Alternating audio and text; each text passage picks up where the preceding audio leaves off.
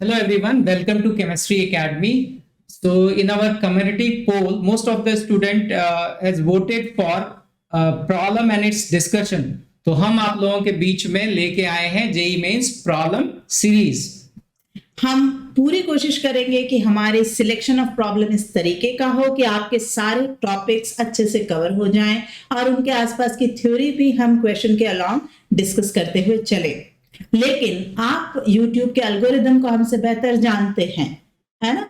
और जितना ज्यादा लाइक, सब्सक्राइब एंड कमेंट, उतना ही ज्यादा YouTube हमारे वीडियोस को अननोन या अनसब्सक्राइब्ड व्यूअर्स को रिकमेंड करेगा। तो ये आपका काम है कि आप हमारे वीडियोस को खुद भी लाइक, सब्सक्राइब एंड कमेंट तो करें ही और इन्हें अपने दोस्तों में, सर्कल में प्रोपेगेट करें, शेयर करें, so that we feel motivated and encouraged to give 100% towards our channel for you, right? So बहुत सारे बच्चों ने ये रिक्वेस्ट की थी कि थ्योरी बेस्ड वीडियोस भी हमें चाहिए। तो उनके लिए मैं बता दूं कि जब हमने ये YouTube चैनल शुरू किया था तभी जेई मेंस पे थ्योरी की एक सीरीज शुरू की थी जिसमें कंप्लीट एनसीईआरटी को डिस्कस किया गया है और it is very useful to you कि अगर आप एनसीईआरटी बुक पढ़ें और उन वीडियोस को देखें थ्योरी बेस्ड और साथ में ये प्रॉब्लम सीरीज भी आप देखें, तो it will be very useful to you definitely. और वो पर्टिकुलर जो प्लेलिस्ट है जिसको सर मेंशन कर रहे हैं 63 वीडियोस की, उसमें कुछ टॉपिक्स उस समय सिलेबस में हुआ करते थे क्योंकि ये सीरीज 2 साल पुरानी है। आप आज के सिलेबस के हिसाब से उन टॉपिक्स को छोड़ते हुए, इग्नोर करते हुए, जो टॉपिक आपके आज के सिलेबस में शामिल हैं उनको आप करते हुए चले। और जैसा सर ने कहा कि उस थ्योरी के साथ आप इन प्रॉब्लम सीरीज को देखें और जब ये लगभग खत्म होने आए या आपको लगे अब आपका कॉन्फिडेंस आ गया है तो आप PYQ ऑफ मेंस करके जो हमारी प्लेलिस्ट है उसको देखना शुरू करें। उससे आपके पास्ट ईयर के जो मेंस प्रॉब्लम है वो भी पूरी तरह से रिवाइज होते चले जाएंगे विथ प्रॉपर डिस्कशन। तो ये जो वीडियोस हैं इनके लिंक जो है हम डिस्क्रिप्शन बॉक्स में डाल देंगे। यस, बिल्कुल। हम इन दोनों ही जो अभी अभी हम दोनों ने आपको सीरीज या प्लेलिस्ट मेंशन करी है, इनकी लिंक हम इस पर्टिकुलर वीडियो के डिस्क्रिप्शन में ऐड कर देंगे। आप उसके रास्ते, उसके through you can reach to the videos we just mentioned. तो बिना किसी टाइम वेस्ट किए हुए चलिए शुरू करते हैं JEE mains problem series. Thank you sir. शुरुआती प्रॉब्लम्स जो हैं वो हमारे ऑर्गेनिक से लिए हुए हैं, तो आइए हम इनका डिस्कशन शुरू करते हैं। So first question we are taking is a very common problem जो काफ़ी बच्चों को होती है कि न्यूक्लियोफिलिसिटी का ऑर्डर आप कैसे पता लगाते हैं। And this concept is frequently asked in both mains as well as advanced. तो हम इसी से अपनी सीरीज को ओपन कर रहे हैं। First question, let's start. CH3Br plus nucleophile, nucleophile पे नेगेटिव चार्ज गिवन है, सॉल्वेंट किसी तरह का यहाँ कोई मेंशन नहीं है। CH3 nucleophile plus Br minus, so it is a simple reaction of nucleophilic substitution. Question क्या है? The decreasing order of the rate, decreasing पूछ रहा है ना, मतलब ज़्यादा से कम की तरफ हमें आना है। Order of the rate of the above reaction with nucleophile A to D, यहाँ हमें न्यूक्लियोफाइल्स गिवन हैं। ठीक, अब ये जो न्यूक्लियोफाइल्स गिवन है इन सभी के ज़रा मैं स्ट्रक्चर एक बार लिख लेना चाहती हूँ। तो A PHO माइनस यानी फिनॉक्साइड आयन हमें दिया गया है। क्या इसमें रेजोनेंस है? बिल्कुल यहाँ रेजोनेंस है, लेकिन ये आप नोटिस करेंगे कि O माइनस का चार्ज रेजोनेंस होकर C पर ही जा रहा है, 3 कार्बन पर जा रहा है, but ultimately it will be shared with carbons only. Carbon की इलेक्ट्रोनेगेटिविटी ऑक्सीजन की तुलना में काफ़ी कम है। सो आइए अब हम आते हैं B पर। B लिखा है ACO नेगेटिव। ये वर्ड जो है AC ये होता है असाइल। ओके, असाइल का जो एक फिक्स स्ट्रक्चर है वो है CH3CO। इसके आगे कुछ भी जुड़ सकता है, जैसे यहाँ पर इसके आगे O माइनस कनेक्टेड है, तो O माइनस जुड़ने के बाद now it is acetate, acetic acid का कॉन्जुगेट बेस अनायन यहाँ बना हुआ है एसिटेट। अगर CH3CO के आगे Cl लिखा होता तो आप कहते एसिटाइल क्लोराइड, राइट। CH3CO के आगे NH2 आप लिखा देखते तो आप उसको नाम देते एसिटामाइड। तो CH3CO ग्रुप जो है ये असाइल कहलाता है। ये शब्द और ये एब्रिवेशन, ये स्ट्रक्चर, ये आपको पता होना चाहिए, ये ज़रूरत पड़ेगी आपको। C हमें दे रखा है ऑलरेडी स्ट्रक्चर के साथ, which is hydroxide ion, water का कॉन्जुगेट बेस OH माइनस यहाँ दिया है। D पर हम आते हैं, CH3O minus, CH3O minus is conjugate base of methanol, right. अब इन सभी चीज़ों में हमें पूछा है न्यूक्लियोफिलिसिटी का ऑर्डर। देखो, एक इंपॉर्टेंट चीज़ इन चारों में जो आपको दिखाई दे रही है वो है कि जो डोनर एटम होगा, जो अल्टीमेटली अटैक करेगा कार्बन पर, वो सेम है, चारों में ऑक्सीजन माइनस ही है, ठीक। तो जब आप न्यूक्लियोफिलिसिटी का ऑर्डर डिसाइड करते हैं और अगर डोनर एटम सेम होता है, डोनर एटम जब सेम होगा तो कॉन्जुगेट बेसिसिटी का order will be same as order of nucleophilicity. मतलब अच्छा conjugate base will also act as a stronger nucleophile. हाँ, ये बात अगर डोनर एटम सेम ना हो तो वैलिड नहीं होती है। तो डोनर एटम अगर अलग हो तो क्या फैक्टर्स, क्या दूसरी चीज़ें ऑर्डर को डिसाइड करने में हमें इफ़ेक्ट करती हैं, आइए उनको हम रिवाइज करते हुए चलते हैं। तो सबसे पहले आप याद रखिए कि न्यूक्लियोफाइल होना मतलब to have effective capacity of donation of your lone pair towards normally carbon, which could be del plus, which could be neutral but electron deficient, or could be positively charged, right? तो अगर आप along the period बात कर रहे हो, along the period जब आप बात करेंगे तो देखिए डोनर एटम बदलता चला जाएगा, ठीक। तो with increasing electronegativity nucleophilicity will decrease, ठीक। तो along the period nucleophilicity will decrease from left to right, left to right nucleophilicity कम होती चली जाएगी। CH3 माइनस कार्बन, ठीक, उसकी nucleophilicity will be more, then उससे नेक्स्ट होगा NH2 माइनस, उससे नेक्स्ट होगा OH माइनस और उससे भी अगला होगा F माइनस। तो इनमें अगर आपको ऑर्डर ऑफ न्यूक्लियोफिलिसिटी पूछी जाएगी तो ये डिक्रीज होगी फ्रॉम लेफ्ट टू राइट, ठीक। ये बात अलोंग द पीरियड ट्रू है। Along the period order of nucleophilicity is going hand in hand with basicity. अब देखिए बेसिसिटी का भी अगर ऑर्डर पूछा जाता तो आप इसी तरह से ऑर्डर मेंशन करते, पर यही बात अगर डाउन द ग्रुप पूछी जाए, down the group in a periodic table पूछी जाए तो ऑलवेज ये ऑर्डर सेम हो ये ज़रूरी नहीं है, बट यूजुअली नॉर्मली हम कहेंगे कि down the group with increase in size of the donor atom nucleophilicity will increase, ठीक। हम जब ऊपर से नीचे जाएंगे तो न्यूक्लियोफिलिसिटी बढ़ेगी, down the group nucleophilicity will increase, and please consider these abbreviations as what I'm saying parallelly. NU is standing for nucleophilicity, up arrow and SE is for increase. So nucleophilicity will increase. So what I was saying is कि ammonia से बेहतर nucleophile होगा phosphine, क्योंकि size बड़ी हो जाएगी, donation easier हो जाएगा। वाटर से बेहतर न्यूक्लियोफाइल होगा H2S, क्योंकि sulphur is larger in size, can easily donate the lone pair, and similarly you can consider alcohol से बेहतर न्यूक्लियोफाइल होगा RSH थायोअल्कोहल, ठीक। तो डाउन द ग्रुप न्यूक्लियोफिलिसिटी बढ़ती है। हाँ, यहाँ पर हेलाइड्स में एक प्रोटिक एप्रोटिक का पॉइंट ज़रूर रिवाइज करते चलें कि मैं जब ये सारी बातें कर रही हूँ ये सभी डिफ़ॉल्ट हमेशा प्रोटिक सॉल्वेंट के अंदर कंसिडर की जा रही हैं।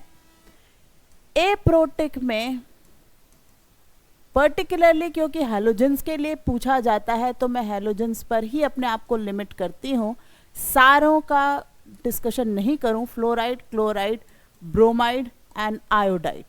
और whereas in protic solvent for halogens order is F minus, Cl minus, Br minus and I minus, which is by and large applicable to other nucleophiles also of the groups, but जो important है वो halides ही पूछे जाते हैं, इसलिए halides ही मैं यहाँ आपको ख़ास तौर से डिस्कस कर रही हूँ। और ये जो प्रोटिक की बात है आई थिंक आप समझ सकते हैं कि ऐसा क्यों हुआ होगा। आइए इसको थोड़ा बेहतर लिख देती हूँ, राइट। तो प्रोटिक में असल में इन अनायन का सॉल्वेशन हुआ है। छोटे अनायन को प्रोटिक सॉल्वेंट ज़्यादा डेंसली आसपास घेरेगा। If the solvent is water तो I can use the word hydration sphere. तब वाटर F माइनस के आसपास लेयर लेयर करके किस तरीके से पूरा उसको सराउंड करेगा। If we can use just a rough sketch कि मान लीजिए ये F माइनस है which is certainly a smaller anion, right? और अब इसके आसपास वाटर ने घेरना शुरू करा। क्योंकि चार्ज डेंसिटी ज़्यादा है तो कुछ इस तरह का हमने रिप्रेजेंटेशन किया। वहीं पर अगर मुझे I माइनस की बात करनी है तो ये मेरा I माइनस है जो खुद ही बहुत बड़ा है, राइट। कंपैरेटिवली उसकी साइज़ बड़ी है। अब चार्ज डेंसिटी कम हो गई है तो वाटर का घेरा भी उसके आसपास कम हो गया है, इसकी बात मैं कर रही हूँ। और इससे इफेक्ट कैसे आया रिएक्शन पर। अब जब इनको लोन पेयर देनी है टुवर्ड्स कार्बन तो I माइनस की उस इलेक्ट्रॉन डेंसिटी को अटैक करने के लिए रीच आउट करना is easier because I have to strip off less number of water layers as compare to F minus. F minus के अंदर वो जो negative electron density it is much more shielded, तो मुझे एक एक्स्ट्रा एनर्जी भी तो इनपुट करनी पड़ेगी इस पूरी लेयर्स को स्ट्रिप ऑफ करने के लिए, हटाने के लिए। और वो एक्स्ट्रा एनर्जी उस पर्टिकुलर रिएक्शन के एक्टिवेशन बैरियर को बढ़ा देती है और इसलिए उसकी न्यूक्लियोफिलिसिटी कम हो जाती है when the solvent is protic. Aprotic solvent के अंदर इस तरह का सॉल्वेशन नहीं देखा जाता और वहाँ सिर्फ जितनी ज़्यादा चार्ज डेंसिटी उतनी फास्ट रिएक्शन के लॉजिक से order is F minus, Cl minus, Br minus, I minus, right. और तीसरा पॉइंट जो आपको मेंस के रेलेवेंस में याद रखना है वो है if the donor atom is same then conjugate basicity goes parallel with nucleophilicity. If donor atom is same, then conjugate basicity is directly proportional to their nucleophilicity. और ये पॉइंट हमें वापस अपने क्वेश्चन पर लेकर आता है। चलिए फिर से क्वेश्चन पे चलते हैं।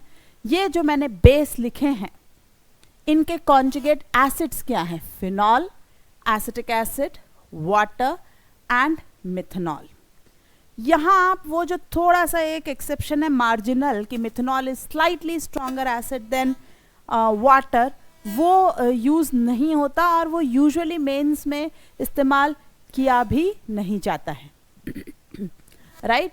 तो आइए फिर हम देखते हैं कि सीधे सीधे चार्ज डेंसिटी की बात करें तो CH3 बीइंग हम कलर चेंज कर लेते हैं, इफेक्ट्स की बात कर रहे हैं। CH3 जो है ये एक प्लस I ग्रुप है और ये प्लस I ग्रुप ऑक्सीजन पे इलेक्ट्रॉन डेंसिटी बढ़ा रहा है, सो इसकी electron density will definitely be higher than HO minus, right. H is a reference whereas CH3 is a plus I group.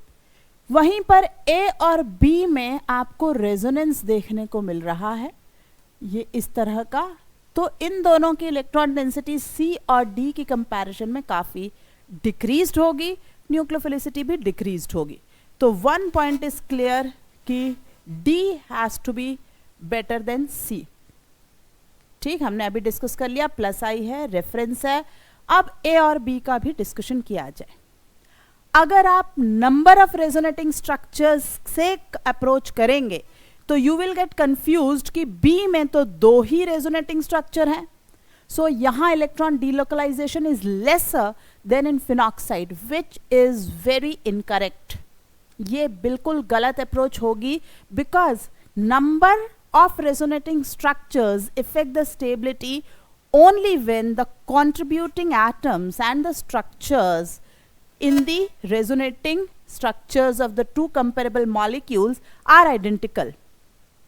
Otherwise number आप पहले important से नहीं देखते हैं, मतलब 2 is not important, important is कि यहाँ पर उसका charge bearer is oxygen and यहाँ पर यस देखने में मुझे लग रहा है कि एक यहाँ पर कार्बन, दूसरा कार्बन, तीसरा कार्बन, 3 कार्बन है, बट ये 3 कार्बन भी मिलकर उस एक ऑक्सीजन के इफेक्टिव डीलोकलाइजेशन को टक्कर नहीं दे पाते हैं। ठीक, मैं एक और कोशिश करती हूँ आपको एक तरीके से समझाने की। ऐसा अज्यूम कर लीजिए, ऐसा मान लीजिए कि इस ऑक्सीजन पे जो चार्ज था वो 100 यूनिट्स था। जब ये डीलोकलाइज हो गया तो दोनों ने 50-50 का लोड शेयर कर लिया, दोनों ऑक्सीजन ने 50-50। क्यों? क्योंकि दोनों ऑक्सीजन की इलेक्ट्रोनेगेटिविटी इक्वल है, बॉन्ड्स इन्वॉल्व समान है। जब यहाँ मैं दूसरा रेजोनेटिंग स्ट्रक्चर बनाती हूँ तो देखिए ये वाला O- और ये वाला डबल बॉन्ड हो गया, तो bonds involve are identical, so can I use the term equivalent resonating structures. So it has equivalent resonating structure, दोनों ऑक्सीजन 50-50 का लोड बेयर कर रहे हैं। वही बात अब मैं यहां करूं कि इस ऑक्सीजन के पास भी अगर 100 यूनिट्स का ही लोड है ऑफ इलेक्ट्रॉन, 3 कार्बन आकर पर very less electronegative than oxygen, मदद के लिए आए हैं बट बहुत इफेक्टिव नहीं है। ठीक है, इसने 10 यूनिट्स कहा, मैं शेयर करता हूं, 10 यूनिट्स इसने करा, 10 यूनिट्स इसने करा, तीनों ने मिलकर भी कंट्रीब्यूट कितना करा है? 30। तो after this still this oxygen having a load of 70 units of negative charge.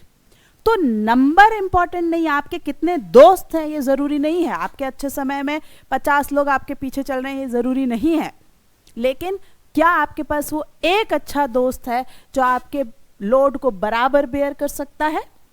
Right, ये तो हमें बचपन से अपने फैमिली में सब सिखाते हैं कि बेटा एक अच्छा दोस्त ज्यादा जरूरी है as compare to so many people ganging up around you. So same logic आप यहां लगाइए कि पहले आप देखेंगे कौन कंट्रीब्यूटर है, फिर आप देखेंगे कि कितने कंट्रीब्यूटर हैं। आई होप आपको बात समझ आ गई होगी कि बी जो है उसका नेगेटिव ज्यादा डीलोकलाइज्ड है, ज्यादा स्टेबलाइज्ड है, तो B is going to be a weaker conjugate base as compare to phenoxide. And as we discussed, nucleophilicity will be in the same order, so definitely B is going to be the last, A is going to be at this position. So सबसे अच्छा D, then C, then A, then B. मैं फिर याद दिला दूं, nucleophilicity में आप acidity वाला जो एक्सेप्शन है, methanol is slightly more acidic then water, ये कभी यूज ना करें, बिकॉज ऐसा नहीं है कि सिर्फ कॉन्जुगेट बेसिसिटी ही टोटल सीन को कंट्रोल करता है, बहुत सारे फैक्टर्स होते हैं which can not be concluded in to a small discussions. ठीक, but mark my word, continue by simple plus I. So D C A B, answer has to be C. ठीक, तो answer हमारा क्या होगा? C option answer होगा, जिसमें D C A B दिया हुआ है। तो यहाँ हमने न्यूक्लियोफिलिसिटी रिवाइज की। तो इसी के साथ आज हमारा ये first episode of JEE main selective problem series यहाँ ख़त्म होता है। अगर आपने अभी तक हमारे चैनल को सब्सक्राइब नहीं किया है तो अभी के अभी सब्सक्राइब करिए, नोटिफिकेशन आइकॉन को भी डेफिनेटली हिट करिए, और जाते जाते हमारे इस वीडियो को लाइक करना ना भूलें। हमारे इस चैनल के बारे में, हमारी एप्लीकेशन के बारे में या पेड कोर्सेज के बारे में आप आसपास जहाँ भी पॉसिबल हो सके शेयर करें, प्रोपगेट करें, so that it will help us grow. तो जैसा कि सर ने इस वीडियो की शुरुआत में कहा था कि अगर अच्छे व्यूज़ आते हैं which is somewhere around 400-500 only, बहुत ज़्यादा भी हम नहीं मांग रहे हैं, 400-500 व्यूज़ भी अगर आते हैं, then we will increase the frequency to 2 videos a day. Till then we will continue with 1 video per day. ठीक, और this is how will discuss, that is question plus entire theory and possibilities along with it. तो एक question ही काफ़ी questions के बराबर होता चला जाएगा. Keep watching the series and subscribe the channel. See you again in the next video. Till then, take care. Bye bye. Thank you.